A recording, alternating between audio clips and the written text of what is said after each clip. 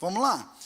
Segundo Crônicas 35, 20, diz assim a palavra do Senhor. Vamos ler alguns versículos aí. E depois de tudo isto, havendo Josias já preparado o templo, subiu Neco, rei do Egito, para guerrear contra Carquemes, junto ao Eufrates, e Josias lhe saiu ao encontro. Então ele lhe mandou mensageiros dizendo: que tenho eu contigo, rei de Judá? Não é contra ti que venho hoje, mas contra a casa que me faz guerra. E disse Deus que me apressasse. Guarda-te de te opores a Deus, que é comigo, para que ele não te destrua.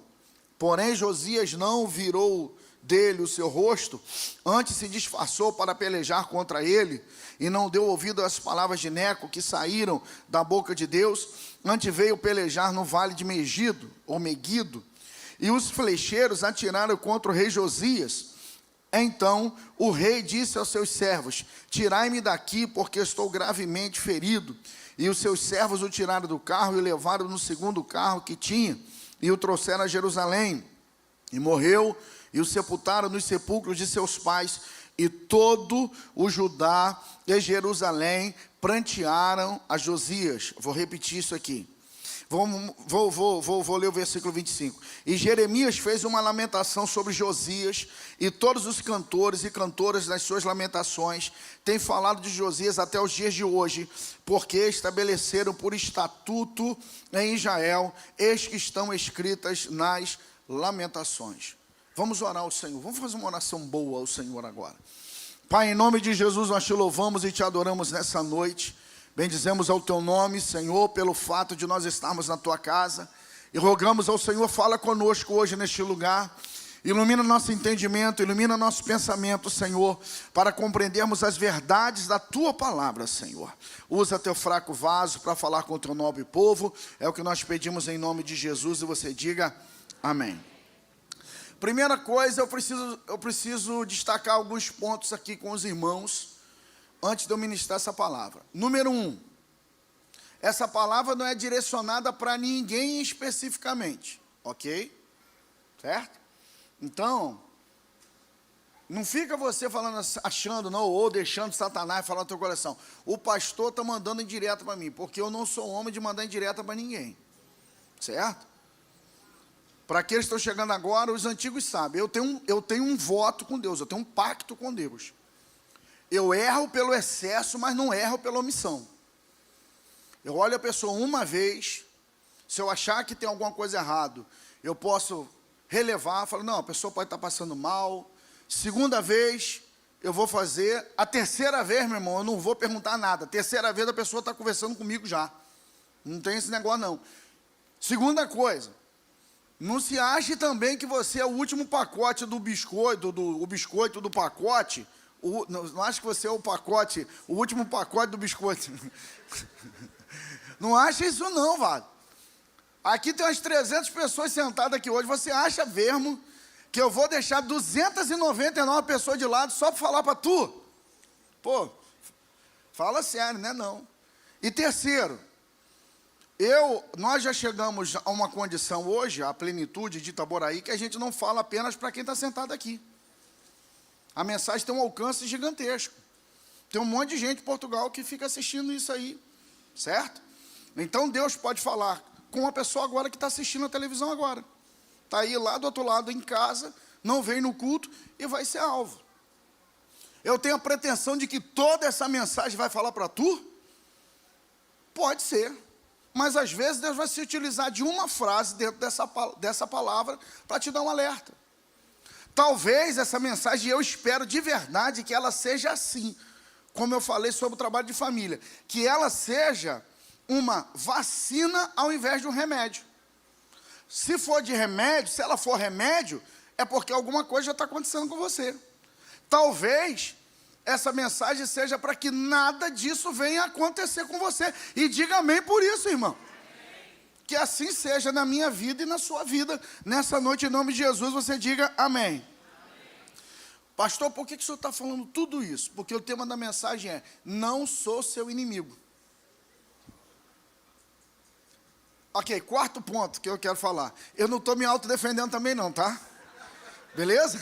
Eu não estou me defendendo aqui não, tá? Você vai entender durante a mensagem aqui, certo? Eu não sou seu inimigo, acho que eu poderia dizer também, eu poderia colocar o nome, eu não sou seu adversário. Inimigo ou adversário, mas existe diferenças entre inimigo e adversário, tá bom? Então vamos lá. Qual o propósito dessa mensagem?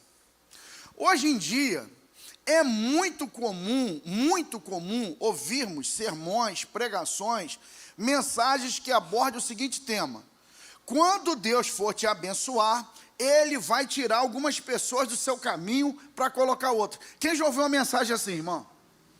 E essa mensagem funciona, irmão. Você quer fazer virar o negócio, irmão, não é não, Lucas? Você quer fazer virar o negócio, irmão, você quer agitar o negócio, você fala isso: Deus vai tirar as pessoas ruins do seu caminho para botar outras pessoas no seu caminho. Eu não discordo, não. Mas você já parou para pensar? Se não é você que Deus está tendo que tirar do caminho de alguém?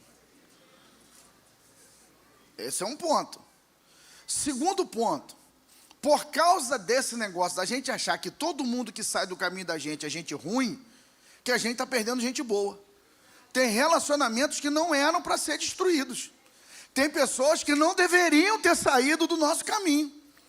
Por quê? Porque às vezes nós não soubemos tratar com essas pessoas e às vezes não soubemos valorizar determinadas pessoas que estavam com a gente. Então vamos ver uma coisa aqui. Eu concordo em número, gênero e grau com essa afirmação. A questão é que por causa disso, a gente se acostuma a perder pessoas que eram bênçãos para nós. Qual é a minha preocupação? Irmão, por incrível que pareça, com essa cara de garoto que eu tenho, em março, irmãos, eu vou fazer 30 anos que eu estou pastoreando, cara. 30 anos. 30 anos pastoreando. Então, qual é a minha preocupação? E vou pastorear mais uns 30, pelo visto. Que Cátia, eu não escuta isso. Mas, qual é a minha preocupação? É que na vida de algumas pessoas, a vida dele, irmão, parece um cemitério, de tanto relacionamento que foi destruído no meio do caminho.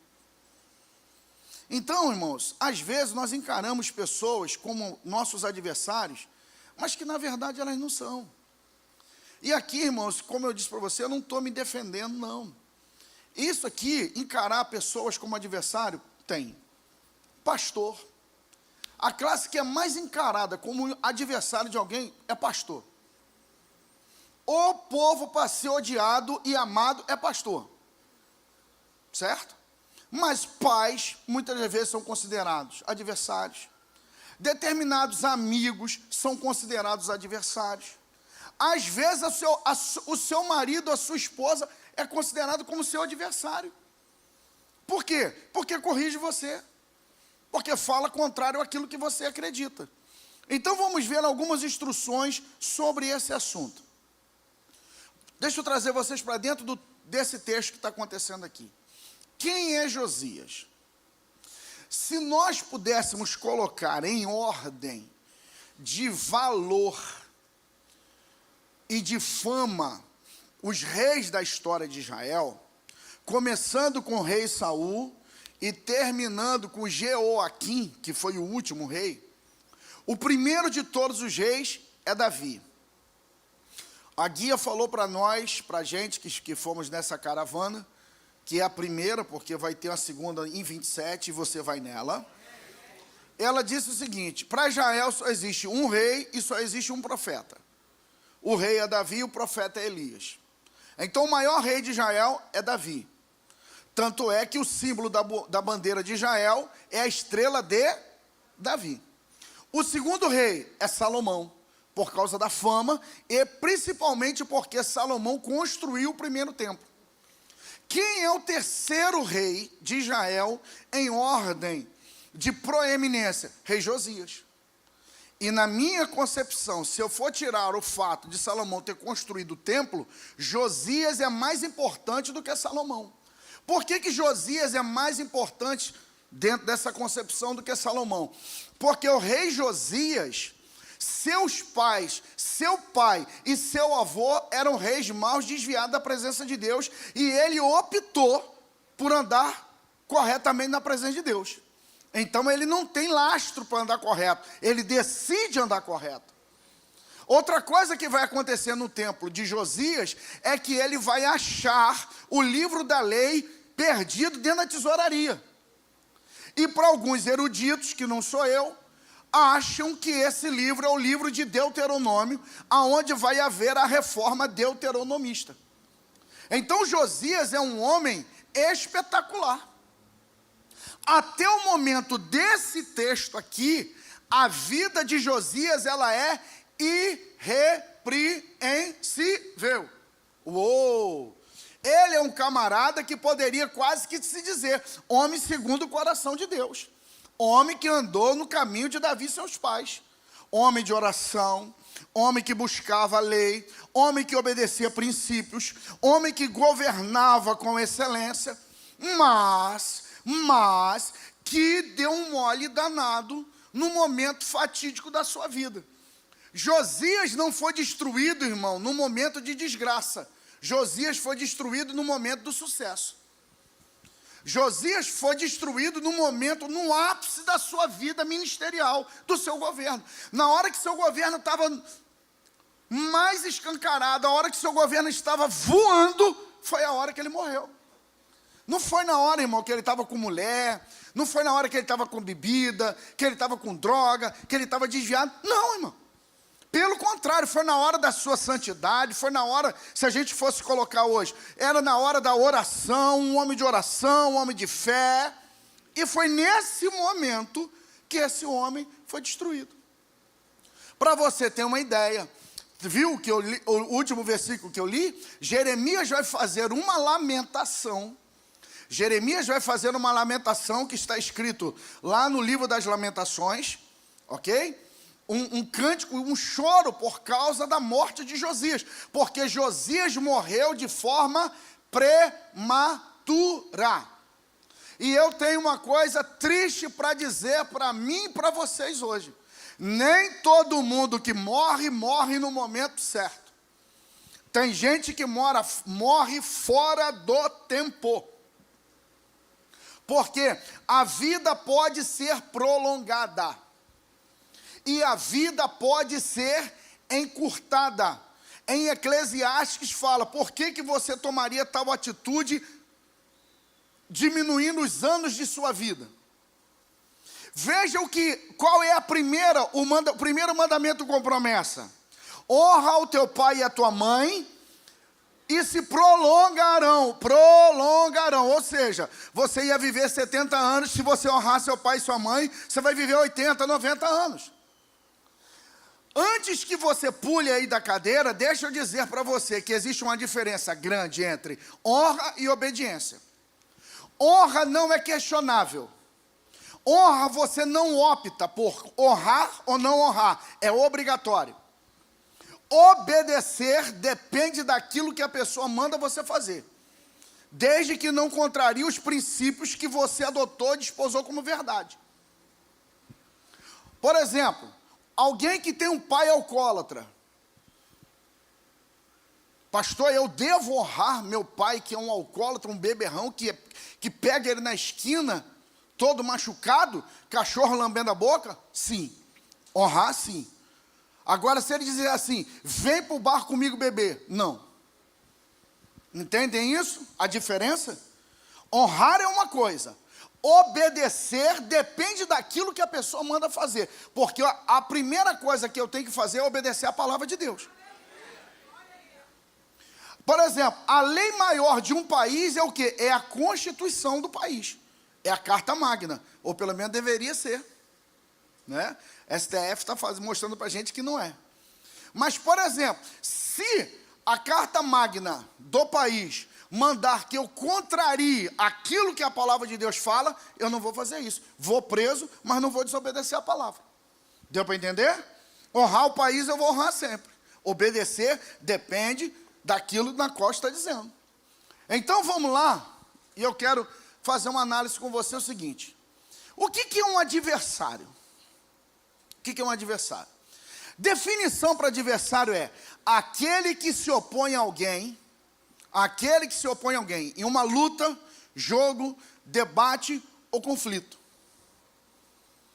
Nem todo mundo que é teu adversário é teu inimigo. Certo? Existem adversários, por exemplo, o Big Three do tênis. Quem são eles? Federer, Nadal e Djokovic. Qual é o melhor dos três? O Federer é o mais técnico, o Nadal tem mais raça e o Djokovic é a mistura dos dois. Por exemplo, no dia em que o Federer se aposentou, Nadal caiu aos prantos. Você sabe que, tirando um inglês que teve, nos últimos, acho que 15 anos, todos os grandes slams foram ganhos por esses três caras. Eles eram adversários ferrenhos. Uma vez o Federer ganhou o Nadal ganhou do Federer no Australian Open. O Federer chorou igual a criança. Nadal abraçou ele para consolar, porque eles eram amigos, mas dentro de quadra eles eram adversários, mas não eram inimigos. Então quer dizer que o adversário é aquele que vai, às vezes, se opor a você em luta, jogo, debate ou conflito. Trata-se da parte contrária em uma disputa, sem carregar, obrigatoriamente peso de ódio pessoal ou inimizade profunda. Certo? Qual é o melhor time do Brasil? Fluminense, Vasco, América, tem América aqui? Ok? Por exemplo, melhor jogador do mundo. Quem é o melhor jogador do mundo? De todos os tempos. Qual é o melhor jogador de todos os tempos? O quê? Todo mundo que falou Messi, no final do culto, no meu gabinete. Tá doido, irmão? Como é que tu vai falar Messi aqui, rapaz? Nós temos Pelé, como é que tu vai falar um negócio desse, irmão? Pelo amor de Deus, como é que você vai falar Messi? Ronaldinho Gaúcho jogou muito mais do que Messi, irmão.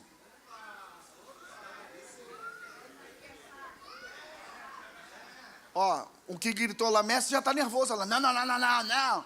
Tá vendo? Nós somos adversários. Porque você pensa de uma maneira, eu penso de outra. Nós somos inimigos? Não.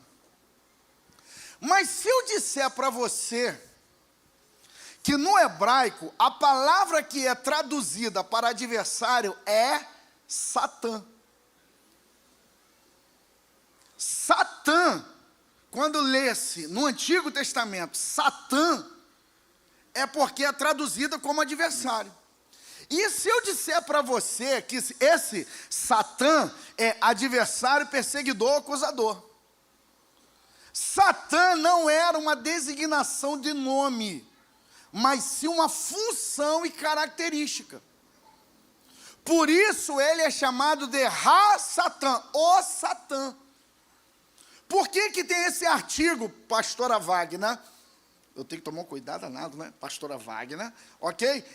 O Satã, porque esse artigo tira a questão pessoal. Ele não é Satã, ele é o Satã, ele é um Satã, porque para Deus ele não tem nome, porque na cultura antiga, aquilo que não tem nome não existe. Então o diabo para Deus não é um adversário, ele é apenas ele não é um alguém, ele é apenas um Satã. Deixa eu explicar melhor isso para você. Quando Balaão se desviou e o anjo do Senhor foi cortar a cabeça dele, o anjo do Senhor disse para ele assim, eu hoje vim para ser Satã na tua vida. Davi vai dizer que o anjo do Senhor, o Satã, veio contra mim como meu adversário. Porque Satã não quer dizer aquele bicho com chifre, não é isso. É um adversário, ok? Depois, no Novo Testamento, vai se assumir, fazer uma correlação desse nome à figura do diabo. Mas no Antigo Testamento, não. Então, nem todo mundo.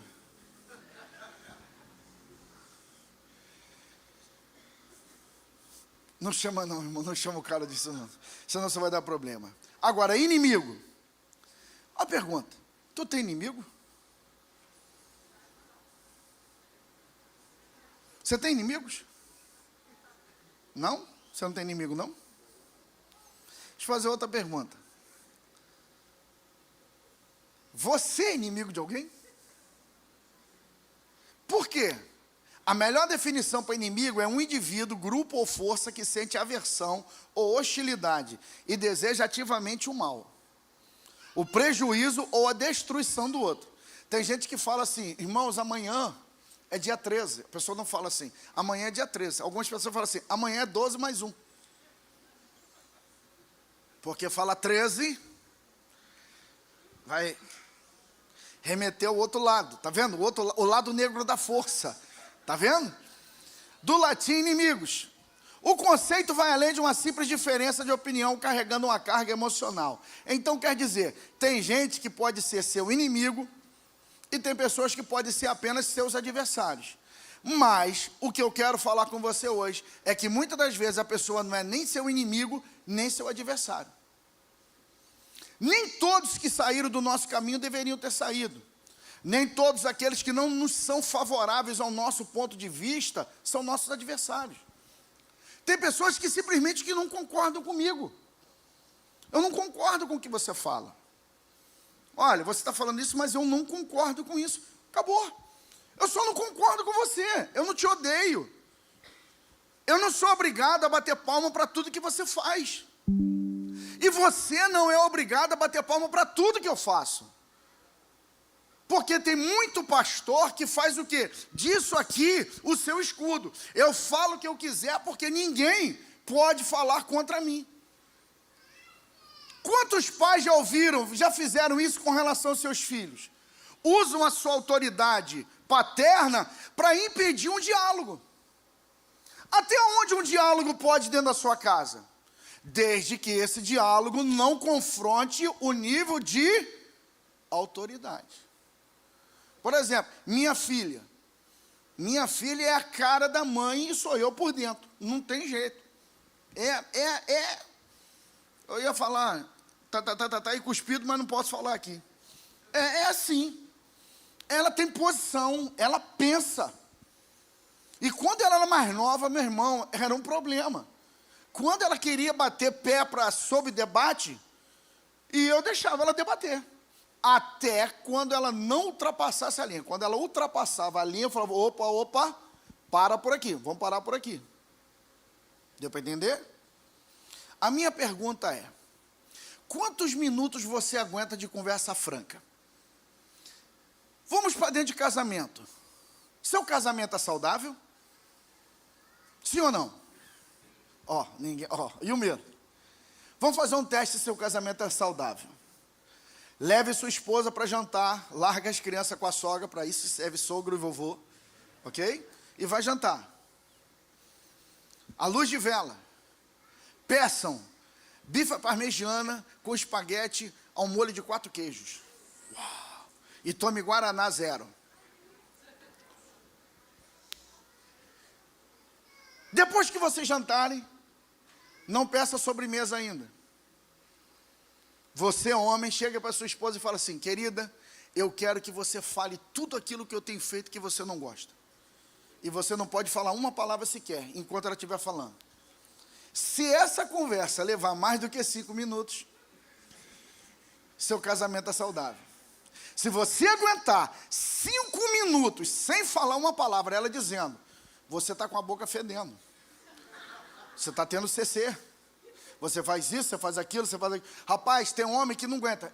Vamos parar com essa conversa aqui. Mas e a senhora, irmã? A senhora aguentaria ficar 5 minutos calada? Calada, só ouvindo? Viu? Entendeu o que eu quero dizer? Tem muitas pessoas que não conseguem fazer isso.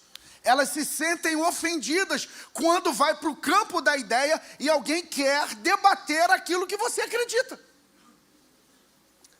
Pedro vai dizer que eu preciso estar respaldado para conversar com alguém quando esse me pedir a razão da minha fé.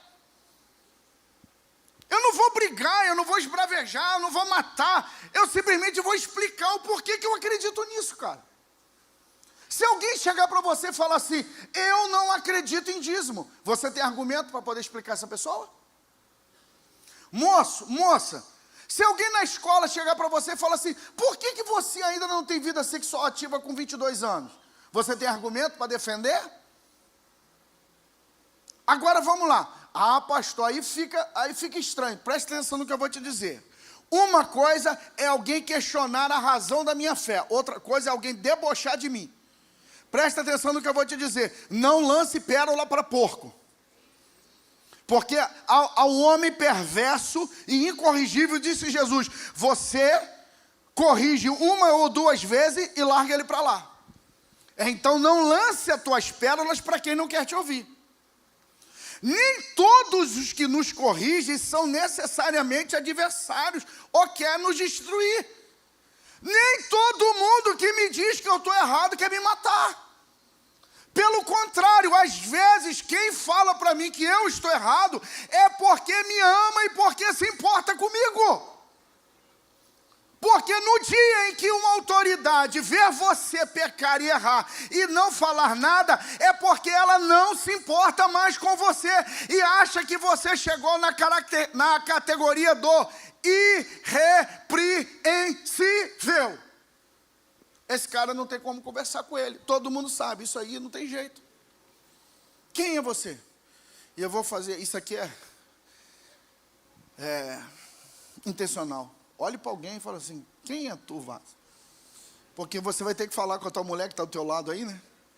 Quem é você? Quem é você? Agora escute isso aqui. Mas poderíamos chamar de adversário sim. Quem? Todos aqueles que tentem nos afastar da nossa missão. Eu tenho uma missão. E nessa missão, qualquer um que tentar me tirar dessa missão se torna meu adversário. Não meu inimigo necessariamente, mas meu adversário. Quer um exemplo? Jesus disse que teria que ir para Jerusalém para ser entregue na mão dos homens e morrer. O que Pedro falou para ele? De nenhuma maneira tal coisa acontecerá contigo. O que Jesus falou para ele? Para trás de mim, Satanás. Ele estava falando, para trás de mim, chifrudo. Era isso que ele estava falando? Ele disse, para trás de mim, meu adversário. Você é meu discípulo, mas aqui você é meu adversário, porque você quer me tirar do propósito para o qual eu nasci. Eu nasci para isso, para morrer. E não vai ser você, mesmo meu discípulo, que vai tentar me convencer de tal coisa.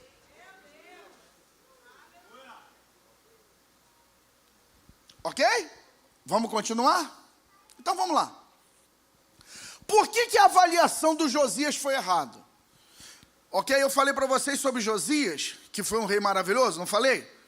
Vocês sabem que alguns estudiosos vão dizer que se ele não tivesse morrido, muito provavelmente o cativeiro babilônico não teria acontecido. Porque o cativeiro babilônico aconteceu na gestão do seu neto. Como ele morreu cedo demais, filho e neto tiveram que tomar o lugar que era de Josias. Ou seja, morreu antes do tempo, cara. Morreu antes do tempo. Aí eu pergunto para tu, Vaso, por que você dirige do jeito que você dirige? Você não tem responsabilidade com a sua família não, meu filho?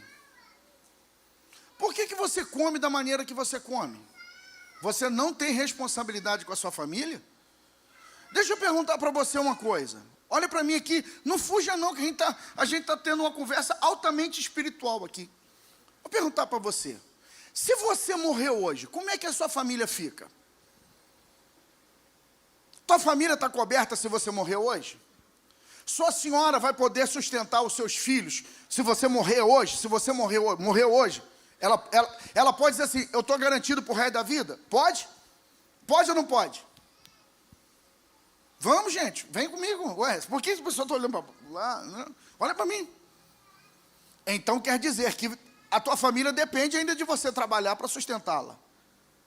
E se a sua família depende de que você trabalhe para sustentá-la, é importante que você viva muito tempo para sustentar a sua família.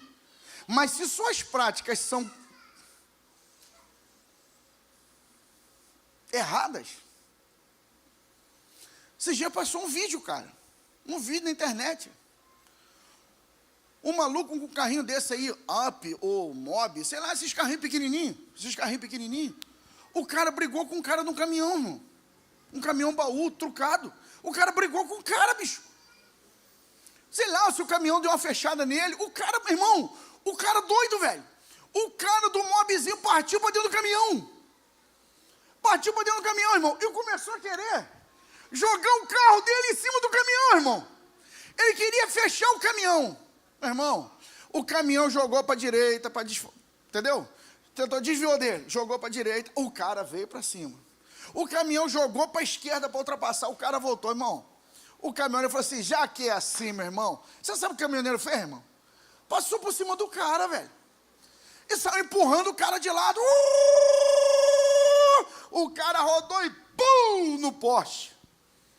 Sabe o que o caminhoneiro fez? Foi embora, continuou a vida. E o Zé Mané?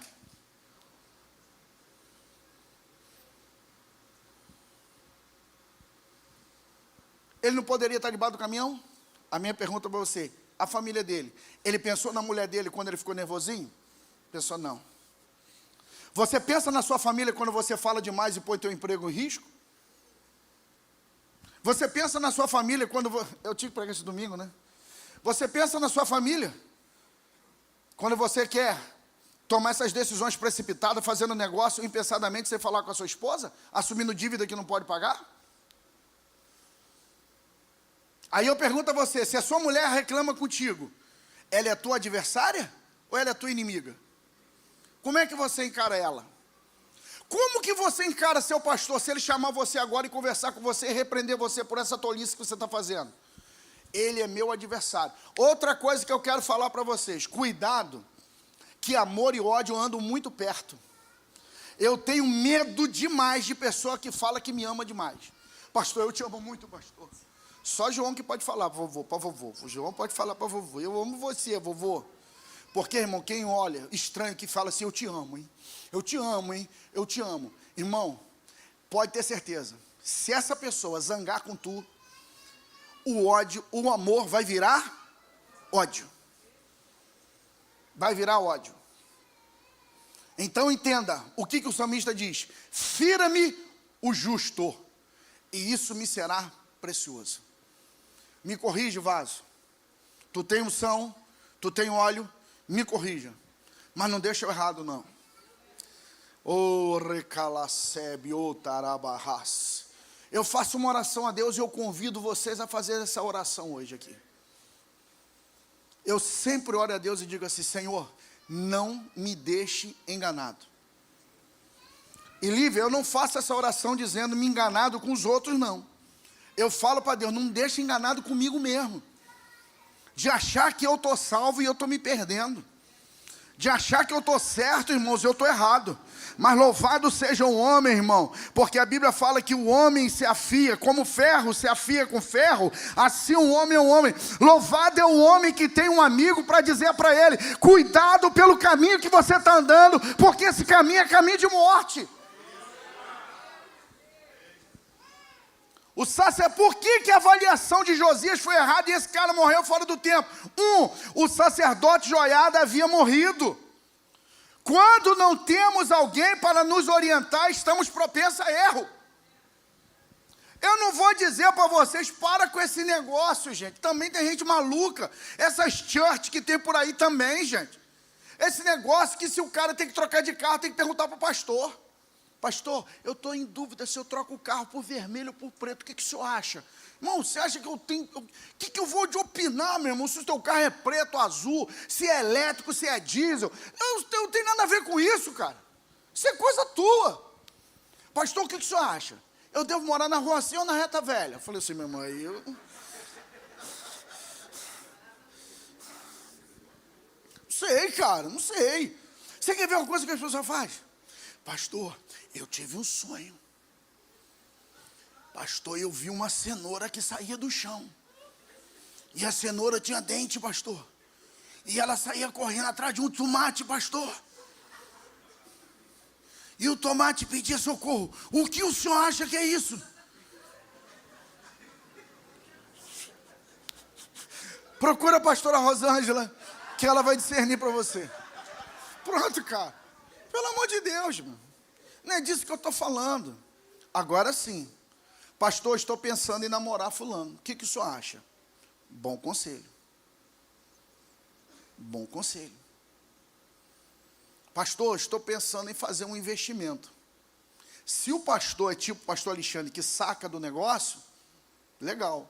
Se é um pastor que não sabe de nada, aí eu pergunto para você, como que tu vai pedir opinião para um pastor que o cara ganha 3 salários mínimos e você querendo aplicar 1 milhão?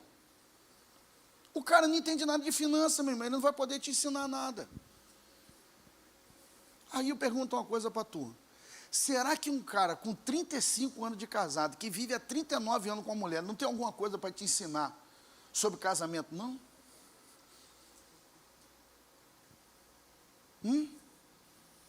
Será que um cara que viveu, que serviu a um pastor durante 25 anos, não tem nada para ensinar sobre obediência, não? Aí eu vou perguntar, é muito perigoso quando nos tornamos o fiel da balança. É muito perigoso quando eu... Toca aqui, irmão, para o pessoal achar que está acabando aqui, vou fazer um favor. Quando eu acho que ninguém mais tem condição de conversar comigo. Me mostra aqui, levanta a mão, por favor, aqui. Quem tem 3 pós-graduações de teologia aí, levanta a mão. Alguém tem? Tu? Alguém tem? Não. Então eu vou chegar e falar assim, eu não sento para ouvir ninguém aqui. Porque eu tenho 3, então ninguém tem 3 pós-graduação aqui, não vai me ensinar. Você vai ver que tem pessoas que vão pregar aqui, irmão, que nem básico de teologia tem. Aonde eu estou sentado? Na cadeira para ouvir. Porque Deus não precisa de diploma para falar com a pessoa. Não faça isso com você mesmo. Fala aqui, Jeová. A grande questão é que às vezes nós estamos predispostos a não ouvir a quem é excelente ou tem alguma coisa excelente para falar. E quem tem alguma coisa excelente para falar não disputa a atenção. Só quem disputa a atenção é quem não acredita naquilo que tem. Porque quem acredita tem uma coisa excelente, ele não disputa a atenção. Ele procura aquele que valoriza aquilo que ele quer entregar. Você está entendendo? Quem tem alguma coisa excelente, ele ama uma coisa chamada ouvido. Qual é a tristeza maior de pessoas idosas? A tristeza maior de pessoas idosas não é a enfermidade, mas é a falta de atenção. Porque o idoso, ele está cheio de experiência, e o que ele quer é alguém que sente com ele, para ouvir as histórias dele. É por isso, irmão, que meu pai contava as mesmas histórias 50 vezes. E sabe o que eu fazia? Eu fingia que era a primeira vez. Porque vai ter dia que você vai querer ouvir as histórias dele e ele não vai estar para te contar. Então, enquanto ele tiver para contar, fala de novo. Fala de novo. Fala de novo. Aquele negócio ali em Tambi, ali, depois de Tambi, indo para Magé, aquilo ali alagou, teve uma tempestade que alagou, o rio Macacu jogou por cima do asfalto. Eu estava dirigindo uma Mercedes e tinha 22 bois, e a água bateu na porta do caminhão. Eu passei, eu falei, é mesmo, pai? Irmão, ele me contou isso umas 50 vezes, toda vez. Aí já pensou, quando ele chegasse ali, eu falava assim, pô pai, tu já falou esse negócio?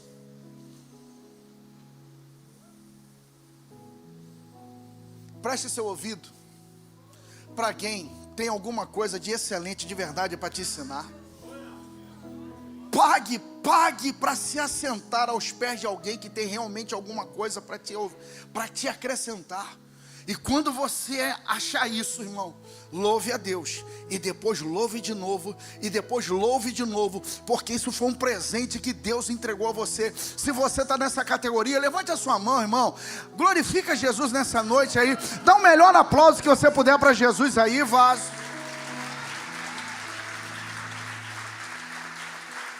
às vezes, nós mesmos calamos a voz profética dentro de nós. Por exemplo, Saul, quando matou os sacerdotes de Nob, quando ele quis ouvir a voz de Deus, não tinha mais para falar com ele. Por quê? Porque ele matou. Entenda uma coisa, preste atenção nisso. Preste atenção nisso. Isso você tem 5 pessoas conhecidas que você trata com elas, beleza? E você foi viajar, tá bom? E você não tem dinheiro para comprar presente para essas 5 pessoas, ok? E dentro dessas 5 tem níveis. Tem 2 que são seu chamego e 3 que não são tão chegadas. Gostam de você, mas não são tão chegadas. Eu pergunto a você, para quem que você vai comprar o presente? Para quem que você vai comprar o presente? Geralmente para as 2 mais chegadas. Não é porque você não gosta das outras 3. É porque as 2 mais chegadas, elas aprenderam a conquistar o seu coração. O rei Josias achava que o sucesso dava endosso para fazer o que ele quisesse. Satanás trabalha naquilo que eu acredito. Não é o fato de nós termos o Espírito Santo que nos torna infalíveis em todos os nossos julgamentos. Eu posso estar cheio do Espírito Santo e às vezes eu posso ser enganado por Satanás. Tá? Ok?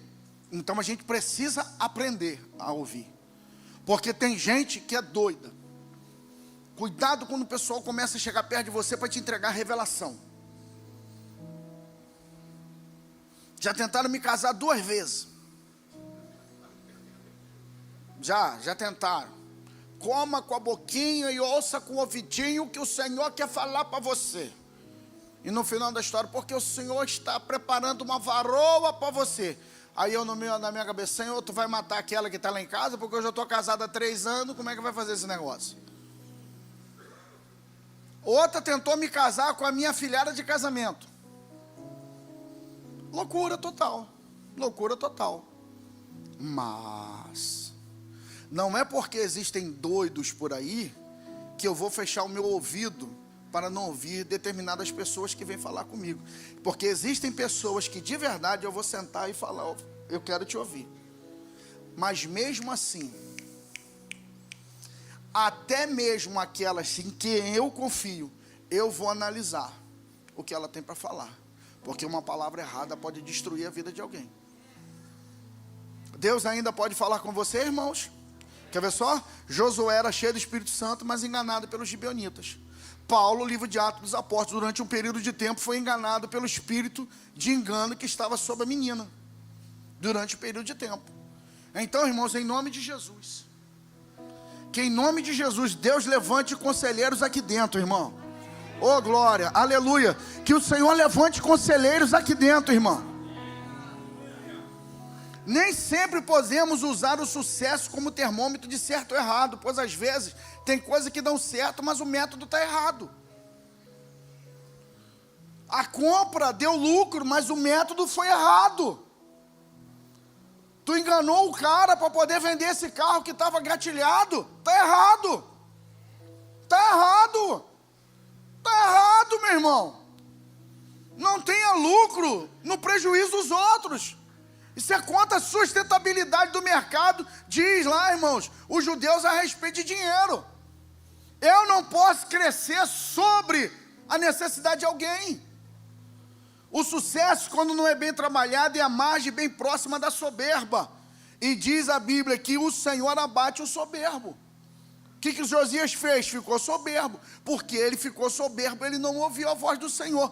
A voz de Deus veio através de quem, Larissa? Faraó Neco. Quem acredita nisso? Faraó Neco, lá do Egito. Deus está dizendo para o cara, não luta contra mim não, porque eu venho em nome do Senhor. O Senhor está comigo, cara. Sai dessa batalha hoje, sai daí. Sai daí, não é você que eu estou pelejando, sai daí. Irmãos, a batalha não tinha nada a ver com ele. O cara estava lutando contra Carquemes, rei da Síria, mas ele não tinha nada para fazer, então falou assim, eu vou lutar aqui, eu vou me meter nesse negócio, tudo que eu faço dá certo. Faz isso não, irmão, faz isso não, faz isso não. Peça direção a Deus, depois de Deus te dar uma direção, peça confirmação ao Senhor, irmão. Agora escute, Uma trajetória de vida foi terminada antes do tempo. Existem pessoas que Deus diminui o tempo de vida delas. Moisés é o melhor exemplo disso. Porque devido à sua desobediência, na ocasião da água da rocha, Deus permitiu que ele visse a terra prometida, mas não entrasse nela. Deus falou assim: era para você entrar, mas porque você me desobedeceu, cara, para por aqui. Nós não vamos ser assim, não. Nós vamos seguir em frente. Nós vamos seguir em frente. Nós vamos seguir em frente. Nós vamos seguir em frente. Nós vamos seguir em frente. Então cuidado, e eu termino agora. Cuidado, para você não bloquear o seu coração, para não ouvir, para não ser aconselhado. E o pior é achar que quem está falando contrário a você é teu inimigo. Porque na verdade às vezes não é, só quer o seu bem. E só está dizendo para você, tu está errado. E para você ele está dizendo, não. Não. Não é assim. Não funciona assim. Não funciona assim. Não funciona assim. Eu já disse para todos vocês, mas a igreja é tão nova, que uma das melhores coisas que meu pai fez na minha vida, foi ele nem me disse não. Foi quando eu queria fazer um puxadinho em cima da casa dele. A gente morava de aluguel e numa casa ruim. Até hoje, irmãos, eu me belisco quando eu lembro por que eu botei Kátia naquela casa. Porque eu tinha uma condição de botar ela em qualquer outro lugar, mas eu cismei de ficar lá. E quando eu tomei a tendência, falei assim, pai, eu quero construir uma casa aqui em cima aqui. Ele ficou olhando para mim, igual o Luiz está me olhando ali. Assim mesmo, Luiz. Desse jeito você fez. Não, você riu agora. Faz aquela outra cara. Ele ficou assim, ó. Você sabe que ele não falou nada, irmão. Ele não falou nada. Mas, irmão, eu saí tão brabo, irmão. Porque ele não disse sim. Mas foi o melhor não que eu ouvi na minha vida. Porque eu saí de lá, eu comprei terreno, eu construí a primeira casa, depois nós compramos a segunda casa, depois nós compramos uma terceira casa, depois nós compramos uma quarta casa, porque se não fosse ele, talvez eu tivesse no puxadinho em cima da casa da mamãe. Só que eu fui humilde o suficiente para baixar a cabeça, não debater com ele, não brigar com ele, entender que ele tinha, mesmo que eu não estivesse entendendo, ele tinha alguma coisa para acrescentar sobre a minha vida. Vamos ficar de pé e a gente ora agora.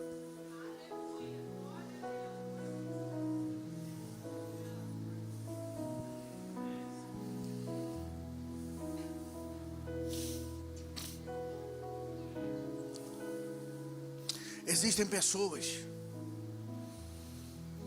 que elas são bênção de Deus para nós, irmão, e que elas enxergam coisas que a gente não consegue enxergar. Tem gente, irmãos, que é tão de Deus, cara, que elas olham outras coisas que a gente não consegue entender e enxergar.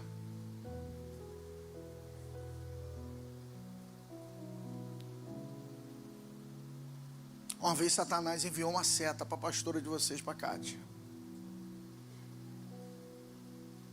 dentro da igreja. Uma irmã que se levantou e falou assim, irmã, pastora, eu tive uma visão. E descreveu duas mulheres. Eu vi as mulheres, elas estavam sentadas do outro lado do asfalto. Elas eram assim. Ela disse cor do cabelo, cor da pele, como era, a atitude que elas faziam. E ela estava descrevendo os problemas que Kátia estava passando.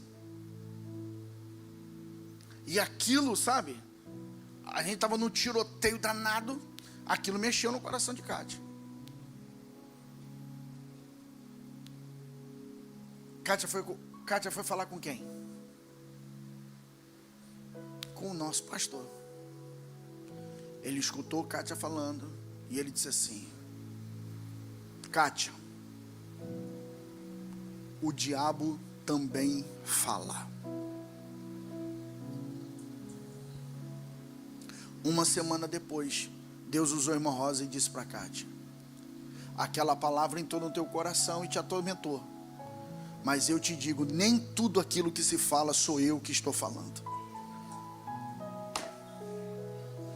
Bendito é um homem, a mulher, que tem um homem de Deus, uma mulher de Deus sobre a sua vida, que ainda podem ser fiéis de balança. Reveja teu coração. Ei, Macalacebe andaramaraciá. Não perca o lugar que o Senhor te deu por causa da dureza do coração, mas que teu coração se quebre. Se o coração se quebrante, eita mistério. Lembra de Agar? Sabe o que Sara fez com Agar? Deu uma coça em Agar. Os comentaristas falam que ela espancou Agar. Agar estava grávida.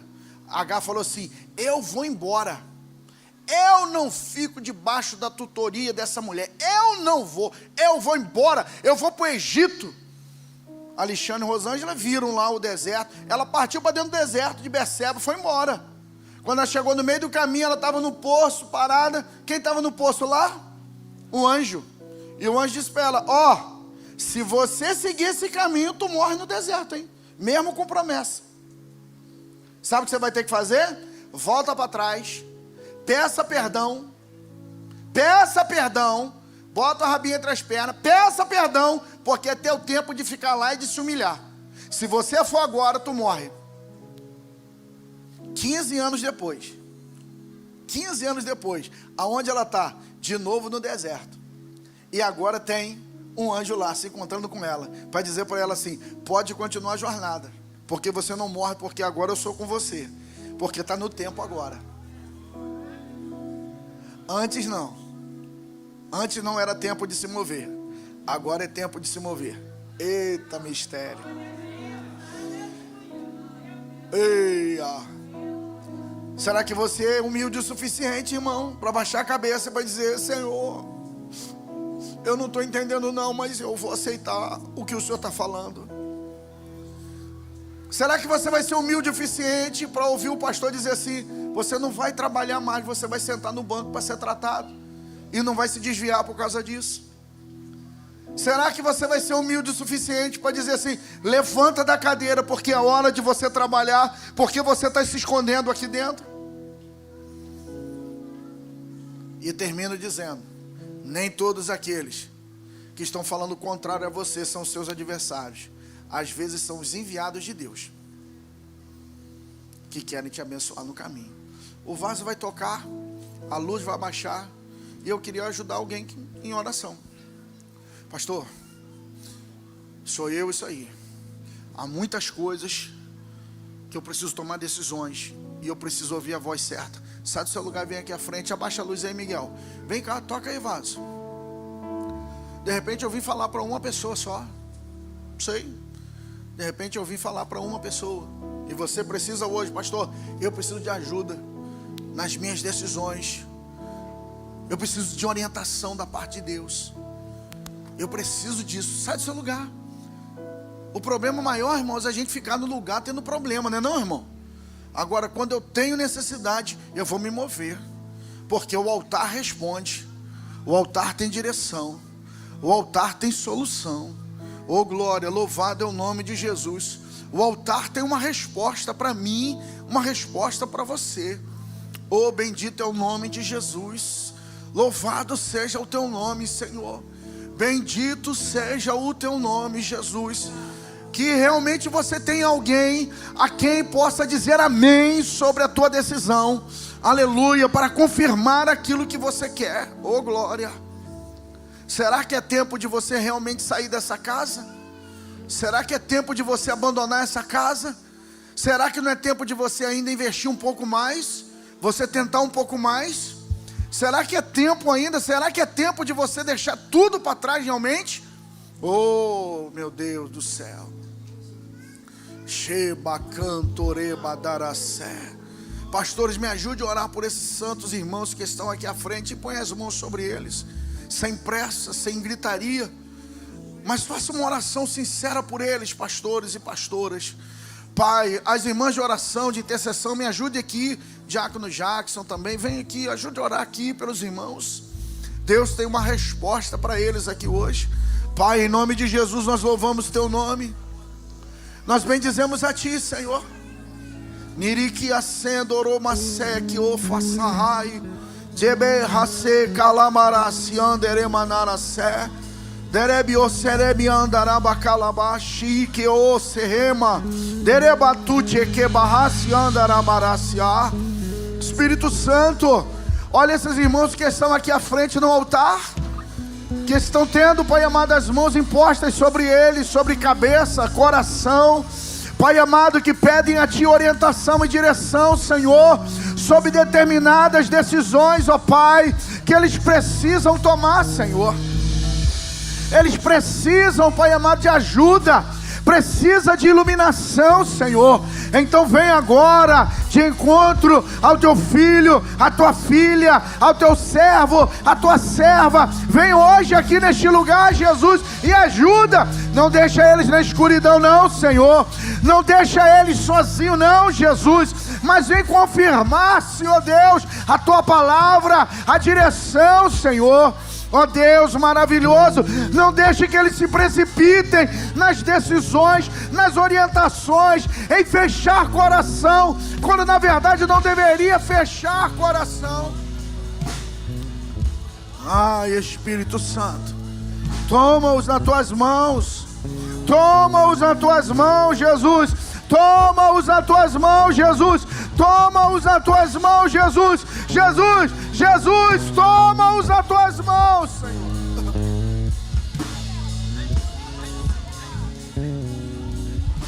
Ajuda eles. E olhe para mim aqui, que eu vou fazer uma segunda oração. E não é sobre conversão não. Olhe para mim aqui, por favor. Vocês que estão no altar, vocês que estão aqui atrás de mim, abra seus ouvidos, por favor. Irmão, talvez essa seja uma das mensagens mais importantes que eu já preguei esse ano. Escute o que eu vou dizer para vocês. Escute o que eu vou dizer para vocês.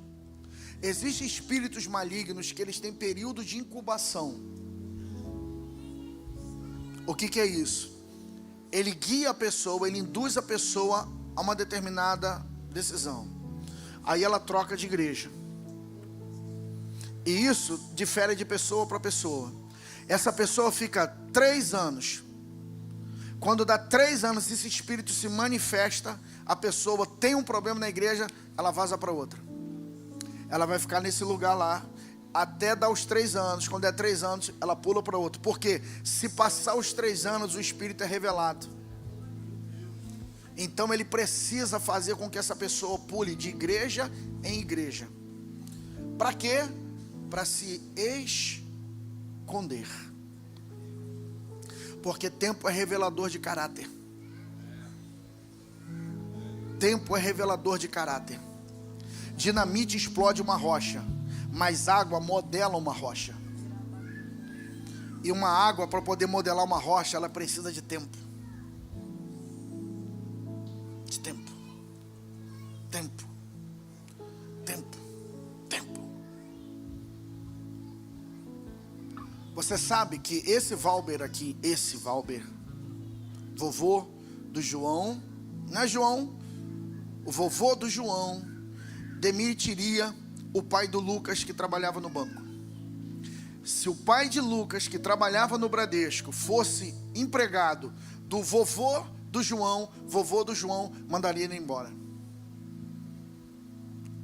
O pai de Lucas era muito falta de sabedoria. Mas a experiência vai te moldando. O problema é que nunca mais eu vou voltar para o Bradesco. Então a experiência para mim não serve para nada, a não ser para te aconselhar. Por isso, O que me sobra hoje, o que me falta hoje sobra em você. O que falta em você sobra em mim. Me falta hoje força. João hoje estava a 220, que ele ficou lá em casa. Eu cheguei na hora de se arrumar para a igreja. Eu falei para a Cátia: minha filha, a gente não tem energia mais para isso não. Falta força, mas sabedoria a gente tem. Será que não podia juntar um pouquinho da sua força com a sabedoria que eu tenho? A gente ia virar uma dupla fantástica. E isso, qual é o nome disso, pastor? Igreja. Igreja. O que cada um de nós temos de melhor, a gente traz para a mesa e vamos fazer a obra de Deus. Deus te abençoe. Que a tua semana seja uma semana de vitória. Que Jesus ilumine teus caminhos. Que de verdade os teus passos sejam guiados pelo Senhor. E que você a cada dia valorize a pessoa ou as pessoas que Deus colocou no seu caminho para te guiar, cuidar de você e te proteger e às vezes te corrigir. Solte sua mão e aplauda o Senhor da melhor maneira que você puder, como você recebe essa palavra nessa noite, e volte para o seu lugar em nome de Jesus.